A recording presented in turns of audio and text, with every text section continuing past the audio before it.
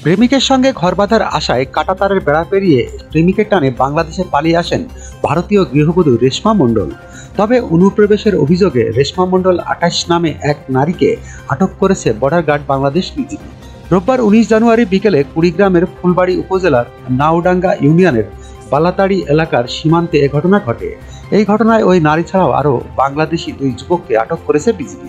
আটককৃতরা হলেন দক্ষিণ ২৪ পরগনা জেলার ইস্তি থানার গড়খালি গ্রামের দেবকুমার সাপুইয়ের ছেলে সৌরভ কুমার সাপুই এবং সহযোগী কুড়িগ্রাম জেলার নাগেশ্বরী উপজেলার কাশিরডারা গ্রামের বাচ্চু মিয়ার ছেলে ইউসুফ আলী।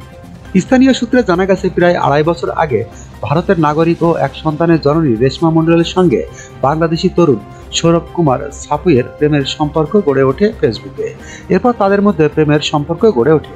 রোববার বিয়ে করার জন্য ভারতীয় গৃহবধূ পালিয়ে দালালদের মাধ্যমে বাংলাদেশে ঢুকে পড়ে। এ সময় বালাতাড়ি সীমান্তের আন্তর্জাতিক পিলার নম্বর ৯৩৩ এলাকা থেকে তাদের ৩ জনকে আটক করে বিজিবি। ফুলবাড়ী থানার ওসি মামুনুর রশিদ বলেন, সন্ধ্যায় বিজিবি ভারতীয় এক নারী ও এক যুবক ও তাদের সহযোগী এক বাংলাদেশি সহ ৩ জনকে থানায় সোপর্দ করেছে। এ ব্যাপারে অনুপ্রবেশ আইনে মামলা দায়েরের প্রস্তুতি চলছে।